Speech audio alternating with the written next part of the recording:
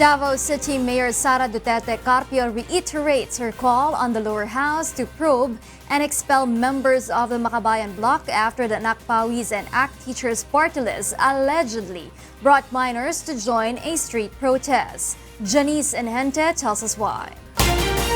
Davao City Mayor Sara Duterte on Tuesday hits alliance of concerned teachers, ACT Teachers Representative Antonio Thio and Anakpawis Representative Ariel Casilao for allegedly luring young students to join rallies. On her social media post, Mayor Duterte criticized Congressman Casilao for taking minors to the streets. She also said that Casilao does not deserve to be in Congress and called on the House Ethics Committee for his expulsion.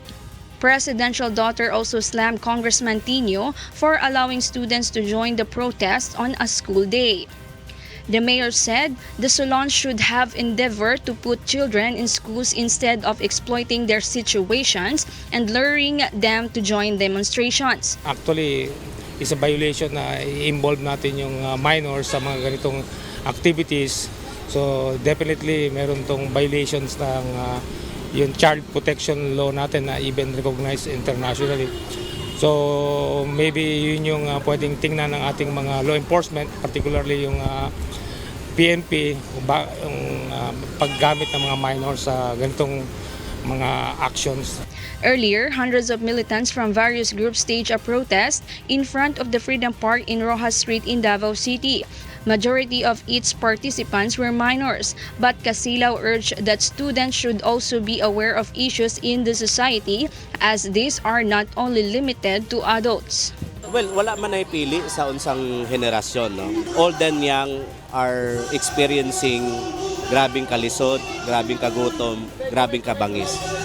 It's a positive note na ang mga bata karon, ang mga bata noon, should not be confined with Facebook, technology, cellphone, tablet.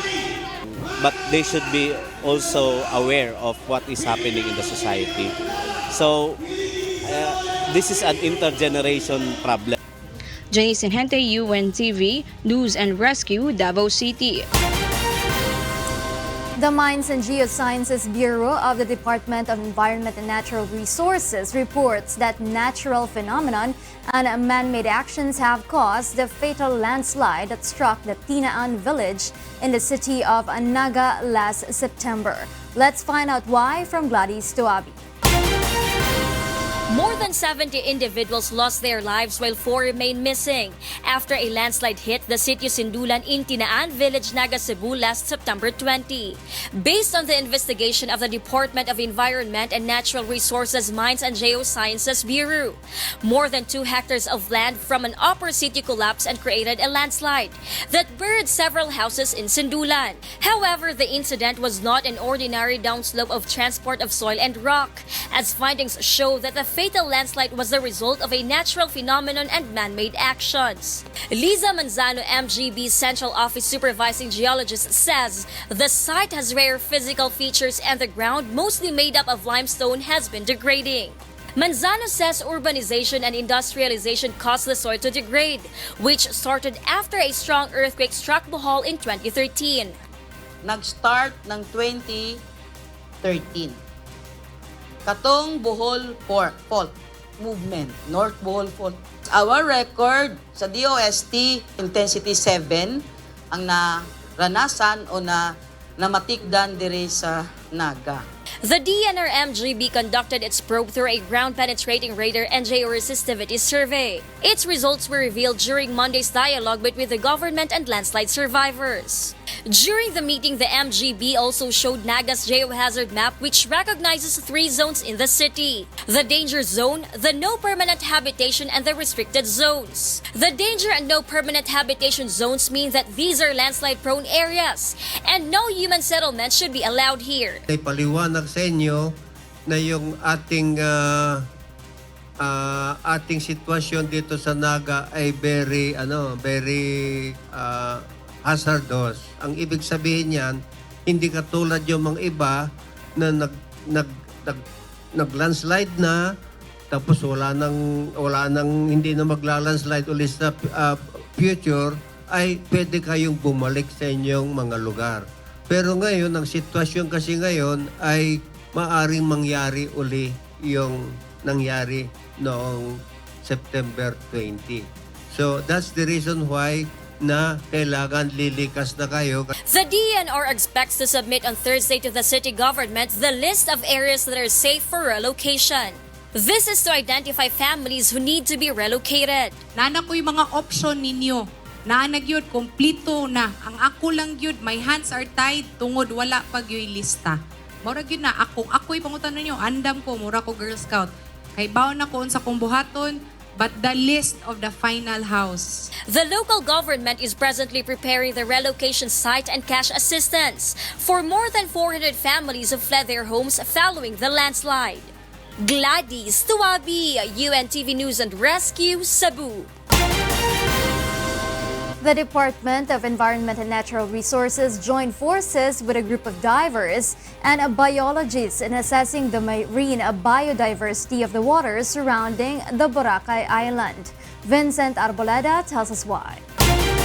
Representatives from the Department of Environment and Natural Resources Biodiversity Management Bureau, along with marine biologists and 50 divers in full gear, strode to the shores of Boracay Island earlier. Armed with sacks, forceps, and flag markers, the group dove to the waters surrounding the Paradise Island to assess its marine biodiversity.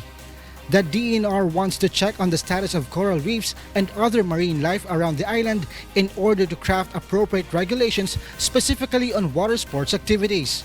If the coral shows signs of damage, the agency will ban all water sports activities to give way for rehabilitation and marine life recovery. The project, launched by DENR BMB, also involves underwater cleanup drive and setting up of flag markers specifically in major dive sites around the island. We're thinking of this as reinvesting on our business. Kasi ang business din namin is yung marine environment. Eh kung wala namang magandang reef, baka wala na rin kaming balikan. Kaya kahit may closure, tinuloy-tuloy namin yung ginagawa naming cleanup.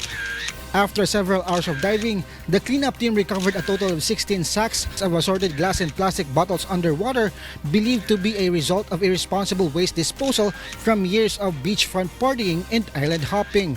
We are planning to talk with all the members and also discipline the boatmans, even our tour guides, because kahit kami nagulat kami na ganito yung basura na nakita namin. With the islands reopening on October 26th, authorities are calling on tourists to be responsible, avoid littering, and properly dispose their wastes to help preserve the beauty of Boracay. Vincent Arboleda, UNTV News and Rescue, Boracay. The Department of Agriculture moves the supposed date of implementation of the suggested retail price for rice. Instead of October 23, which is today, the SRP for rice will be implemented on October 27. Ray Pelayo explains why in this report. In his social media post on Monday, October 22, Agriculture Secretary Manny Piñol explained that the supposed implementation of the suggested retail price in rice on October 23 has been moved to October 27 as industry stakeholders requested 3 more days to prepare. Aside from adjustments in pricing, Piñol added that misleading rice names like Sinandoming, Super Angelica, and Yummy Rice will be replaced by proper varietal identification. Rice industry stakeholders are now preparing the signages in retail outlets to comply with the proper pricing and labeling as agreed in Secretary Piñol's final consultation meeting with industry stakeholders at the Department of Agriculture on Monday. Consequently, the following agreements on the SRP and rice retailing reforms were reached according to the Secretary. Number 1, distinct identification of imported and Filipino rice will be imposed. Number 2, price rice identification will only be as regular milled, well-milled, premium, and special rice. Fancy brand names will be banned. This includes names like Mindoro Dinurado, Sinandoming, Super Angelica, Yummy Rice, and Double Diamond to curb misleading and deception in the marketing of rice. 4, SRPs will be implemented as follows. Imported well-milled rice, 39 pesos per kilogram. Imported premium rice, 43 pesos per kilogram. Philippine rice or regular milled, 39 pesos per kilogram. Well-milled, 44 pesos per kilogram. Premium rice, 47 per kilogram. There's no order in the market. Everybody is selling fake Dinurado. People are claiming Sinandoming na wala namang rice variety ganon.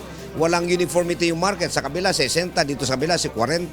Secretary Piñol also clarifies that the SRP will initially cover Metro Manila and suburbs only, including cities and towns in the Greater Manila area. Consumers and retailers, however, have expressed varying opinions on the matter. Sa pantatlo na kami. Trader, pagkatapos yung mga malalaki, yung mga ahente, pagkatapos doon pa kami kukuha, para nakakatatlong sali na kami. Paano naman yun? Sila nakakasunod sa SRP, paano kaming patatlo na? Hindi na kami makakasunod sa SRP. Magkano nang tutubuin namin sa pag nilagyan nila? May plastic pa kami. Okay lang kasi yung iba naman nag-overprice nila eh. Lalo na pag short ang bigas, tinatago nila sa kaya pinapatasan ng presyo. Pero kung may SRP, di pantay-pantay lahat. Piñol also reiterates that there will be no SRP for special rice. These are Cordillera Heirloom Rice, Organic Brown, Red and Black Rice, Real de Norado, Milagrosa, Japonica, Doña Maria, Hinubay, Malido, Camoros, Malagkit, and other indigenous rice varieties. Ray Pilayo, UNTV, News and Rescue, Quezon City. BOC Chief Isidro La Peña believes that drug syndicates are behind the allegations against the Bureau personnel after the discovery of magnetic lifters in Cavite. JL Asayo will tell us why. Bureau of Customs Chief Isidro La Peña is deeply saddened by the recent turnover of events, as this time allegations are being thrown at the men and women of the agency. This following the discovery of the 4 magnetic lifters in Cavite by the Philippine Drug Enforcement Agency. La Peña, however, made it clear that it was the Bureau of Customs who shared the discovery of the said magnetic lifters to PIDEA. He added that it was agreed upon by the officers on the ground that the matters will be put under wrap. But on August 10, a press conference was held by PIDEA Director General Aquino, which burned the entire follow-up operations. Despite this, the BOC Intelligence and Investigation Service, together with PIDEA Regional Office 4A, continued the backtracking effort. La Peña said the timing was perfect as these press releases and interviews were made while he was on leave and cannot refute the allegations right away.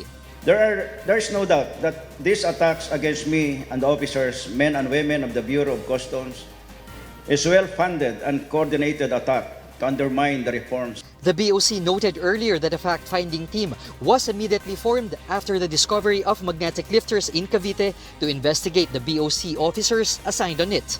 On the statements that I did nothing with these incidents and trying to do cover up is but absolutely false.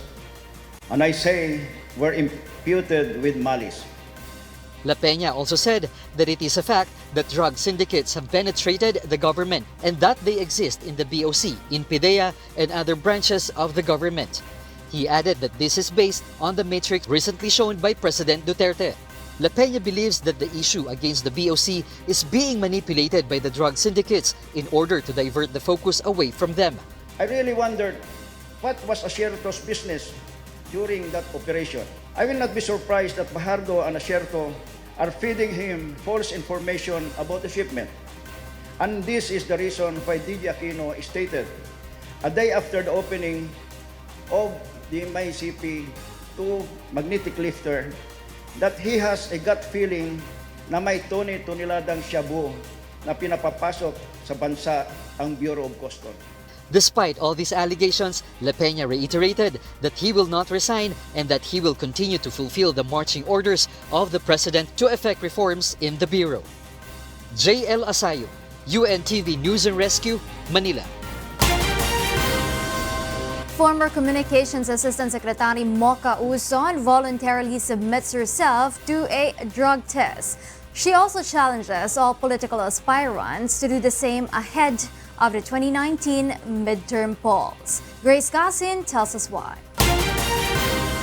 Former Communications Assistant Secretary Mocha Uson personally appeared at the office of the Philippine Drug Enforcement Agency today to voluntarily undergo a drug test. The former palace official says this is in response to the call of PIDEA to political hopefuls to submit themselves to a drug test. The celebrity blogger also believes that other candidates should do the same ahead of the 2019 midterm polls to help the government in its fight against illegal drugs. Voluntary drug test po kasi Kailangan po ang mga opisyal ng ating gobyerno, mga nanilbihan sa gobyerno, mga mababatas po, ay dapat seryoso sa paglinis ng droga sa bayan natin. Kaya kailangan magsimula sa sarili natin. PIDEA has proposed to conduct a surprise drug test on personalities seeking elective positions to prevent them from abstaining in using illegal substances to get negative results during the examination. Timing is of the essence kasi rito sa drug test. Kung alam ng isang tao na dadaan siya sa drug test, so most likely, he or she, if he does, God forbid, use, will just abstain and then eventually submit for a drug test. So it doesn't really serve a higher purpose kung alam mo kung kailan. But it doesn't hurt either if you will, voluntarily show as a matter of your personal advocacy. The Magdalo Party List backs PIDEA's proposal. However, it noted that a clear system should be in place to ensure that the individual rights of candidates are not violated or abused in the process. Communications ASEC Mariba Naag meanwhile says that in accordance with the law, a drug test should be done voluntary and not mandatory. Yung mga nasa narco list, of course, kapag walang batas na nagmamandato sa kanila para kailangang mag-undergo ng drug testing, then voluntary dapat yon sa mga kakandidato. Currently, House Bill number 7621 remains pending at the committee level of the lower house of Congress. It seeks to implement mandatory drug tests to all election candidates as well as appointed officials of the government across the country. Grace Casin, UNTV News and Rescue, Quezon City. The Duterte administration will bring to the Court of Appeals the case of Senator Antonio Trillanes IV instead of filing a motion for reconsideration on the recent ruling of the Makati Regional Trial Court. Rosalie Cos tells us why. The Duterte administration has decided to bring the case of Senator Antonio Trillanes IV to the next level. Instead of filing a motion for reconsideration on the recent ruling of Makati Regional Trial Court, Branch 148, the Office of the Solicitor General, acting as the government's chief legal counsel, is preparing a petition which it intends to submit to the Court of Appeals. Makati RTC Branch 148 Judge Andres Soriano on Monday denied the request of the Department of Justice seeking for the arrest of Trillanes over charges of coup d'etat for his participation in the 2003 Oakwood Mutiny. The same court dismissed the case in 2011 when former President Benigno Aquino III granted the senator an amnesty. Presidential spokesperson and Chief Presidential Legal Counsel Salvador Panelo says the Solgen's petition to the CA will focus on the denied motion for arrest and the local court's alleged upholding of secondary evidence, as well as if whether or not Senator Trillanes submitted appropriate application for amnesty. I've talked with Solgen and he said he will not file a motion for reconsideration but go immediately to the Court of Appeals and appeal the ruling of the court with respect to the issuance or non-issuance of the warrant of arrest. The administration previously expressed its respect to the decision of the lower court. However, Panelo says the palace has identified flaws in the ruling of the Makati RTC Branch 148. If necessary, Panelo adds the government is determined to elevate the case further to the Supreme Court. What is important to Malacanang and to President Rodrigo Duterte for now is that the court upheld Proclamation 572, which acknowledges the president's power to declare null and void an amnesty declaration granted to an individual. There are procedural matters decided by the court which to my mind are erroneous. How it accepted evidence despite the fact that they were all secondary evidence. So there are questions that can be properly raised in the Court of Appeals and subsequently to the Supreme Court. Rosalie Cos, UNTV News and Rescue, Malacanang.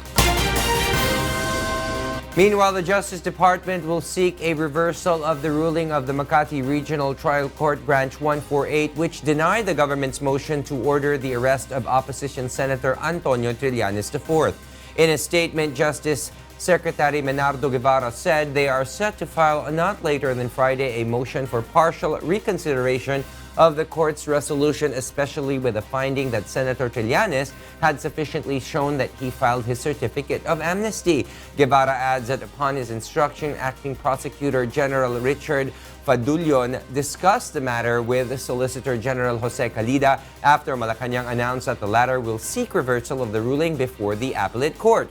In his ruling, Judge Andres Soriano junked DOJ's motion for issuance of arrest warrant and hold departure order against Trillanes, but he upheld the validity of Proclamation 572 of President Rodrigo Duterte, which avoided the senator's amnesty grant. House Speaker Gloria Arroyo draws flack after proposing the withdrawal of the Philippines from the Inter-Parliamentary Union, or IPU. Nel Maribohok tells us why.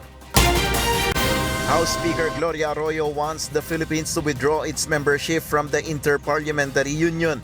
This is after the IPU issued resolutions expressing concerns on the alleged rights violations committed against Senators Laila de Lima and Antonio Trillanes. The group of international lawmakers also announced its plans to visit the Philippines to probe the cases of de Lima and Trillanes. But some senators criticized Arroyo's recommendation. Senator Panfilo Lacson said that it is premature to denounce the IPU and to recommend the country's withdrawal from the body. He added that withdrawing would imply that the Senate acknowledges the political persecution of opposition senators. Senate Minority Leader Franklin Drilon, the former chairman of IPU Committee on Human Rights of Parliamentarians, also opposes Arroyo's proposal, as this would mean admitting to the world that there is indeed persecution to lawmakers under the Duterte administration. Drilon also called the recommendation a folly, saying the international body should not be punished for performing their duties. Malacanang, on the other hand, supports Arroyo's proposal. The palace has earlier called the IPU's move as an affront to the local legal process and an intervention on the country's domestic affairs. I support the call of Speaker Arroyo. They've been giving free judgments, and to our mind, it's an intrusion, an insult, offensive to the decency of this country, as well as an intrusion to our sovereignty. The IPU has visited the Philippines in 2017 for a fact-finding mission in the case of de Lima, who is detained on drug-related charges. The IPU was established in 1889 in aim to promote democracy, equality, human rights, and peace. It currently has 178 member parliaments. Nel Maribohok, UNTV News and Rescue, Senate of the Philippines. In other news, Facebook has removed from its platform a network of 95 pages and 39 accounts in the Philippines for violating its spam and authenticity policy.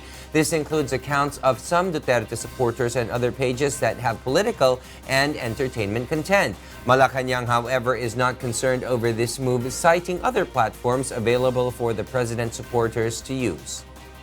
Facebook must have its own rules and regulations. If they're implementing that, then that's their own rule.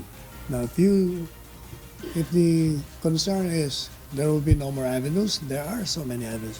We have Twitters, Instagrams, and many others where the advocates can express themselves in support of this administration. Two experts on election laws believe that Senator Aquilino Pimentel III is qualified to run for another term in office. Mai Bermudez will tell us why. The camp of re-electionist candidate and Senator Aquilino Coco Pimentel believes that he has not completed his 2 consecutive terms as senator. This is contrary to the allegations of Attorney Ferdinand Topacio, who said that the legislator exceeded his 2-term limit, which is prohibited by the Constitution. Sa aking palagay, medyo mali siya dun sa kanyang interpretasyon sapagkat walang kaduda-duda na si Senator Coco Pimentel ay entitled pa, may karapatan pa na tumakbo muli sa pagiging senador sa darating na eleksyon ng 2019. Bakit? Yung 2 taon niya, sa aking palagay, with all due respect, will not be and should not be considered as a term. Topacio filed before COMELEC a disqualification case which questioned the senator's candidacy. It can be recalled that the Senate Electoral Tribunal or SET has affirmed Pimentel's electoral protest, scoring him a win from the 2007 elections against his tight rival Senator Juan Miguel Zubiri for the senatorial race's 12th spot. But the lawmaker only assumed office for 2 years upon the decision of the Senate Electoral Tribunal in August 2011. Topacio said though Pimentel has not seated during his supposed term, he was the one who ended it. But Pimentel's lawyer argues otherwise. Meron naman tinatawag na termino na ang tawag ay tenure. Ang tenure, yan naman yung actual service of the term. So kung halimbawa, ikaw ay nakatatlong taon lang sapagkat ikaw ay natanggal o ikaw ay nakadalawang taon lamang sapagkat nagkasakit ka, nag-resign ka. Yun ang tinatawag mong tenure. Yung bang 2 taon ni Senator Coco Pimentel, sa unang dapat na termino niya, ay dapat ba natin tawaging termino? Ang sagot doon, hindi. Ang tawag natin doon ay tenure. Senator Coco in a statement said he did not consult Attorney Topacio regarding any legal issues on his candidacy. He also noted that the lawyer is known for having feuds with different personalities. Another election law expert has the same view regarding this, basing on a Supreme Court decision on a disqualification case of a certain mayoralty candidate. Yan ay sinabi ng Korte Suprema, pag ikaw ay nanalo lamang sa protesta at hindi ka nakaupo noong full term at naupo ka lamang dahil nanalo ka sa protesta, yung period o panahon na ikaw ay nakaupo ay hindi binibilang iyon bilang term of office. And if this will be compared to Senator Coco's case, hindi naman siya na-elect in full term. In 6-year term halos isa daw kalahati na lang siyang nakaupo. So he did not complete the full term of 6 years. Mai Bermudez, UNTV News and Rescue, Manila. The Metro Pacific Tollways Corporation is set to open additional toll collection booths in expressways going through northern Luzon, Subic, Clark, Tarlac, and Cavite. Joanano tells us why. The Metro Pacific Tollways Corporation gears up for the expected influx of motorists who will travel to provinces in the coming Undas holidays. The MPTC will boost the service capacity of its expressways, including North Luzon Expressways, Subic, Clark, Tarlac, and Cavite Expressways to provide more convenient public travel. Beginning October 31 to November 5, the MPTC will open additional toll collection booths in the said expressways to avoid heavy traffic and long queues of vehicles in toll plazas. Road constructions along NLEX, SCTEX, and Cavitex will also be suspended, and additional patrol teams will be deployed to manage the flow of traffic. They will also offer free calls, Wi-Fi connection, water, first aid treatment, and basic mechanic services to motorists during the said dates. The MPTC also appeals to motorists to be alert and enter the right toll gate to avoid delays. Yung po namang mga toll plazas natin, may mga malayo pa lang makikita na natin yung mga signs, no, yung mga green arrow. Kung cash payer ka, doon lang po natin, yun lang po ang tumbukin natin mga toll lane. Dapat malayo pa lang tignan na ng mga motorista na magdesisyon na sila kung saan sila dapat gumamit na toll lane. The Department of Transportation meanwhile orders local government units to intensify their clearing operations in view of the upcoming November holidays. Illegally parked vehicles and stalls encroaching sidewalks and roads leading to cemeteries should be removed to avoid traffic congestion. Joanano, UNTV News and Rescue, Quezon City. The Wishfuls have expressed interest in doing future collaborations with artists from different music genre, including hip-hop.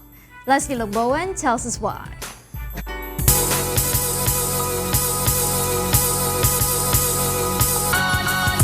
Hip-hop artists took center stage in a digital concert, dropping their freshest beats.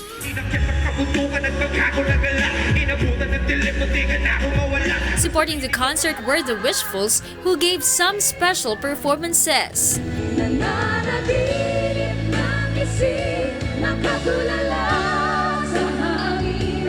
According to the group, they enjoyed mingling with artists from different music genre. Ayun, Natuwa si knowing na syempre mga rappers yung mga nandito. Yung crowd naman po sobrang saya naman nila and halos lahat sila bumalakpak, halos lahat sila nakikanta sa amin. Wishfuls are even open to do future collaborations with these hip-hop artists as they continue to explore their potentials as singers. Kaming Wishfuls, full support naman kami sa any kind of OPM music. So, mapa-rapper, mapa-biritera, it's still OPM. We love OPM. Kasi as an artist, kailangan mo mag-explore, kailangan mo maging flexible. So, in this chance na makasama namin sila, nabibigyan kami ng, alam mo yun, ng breath of fresh air.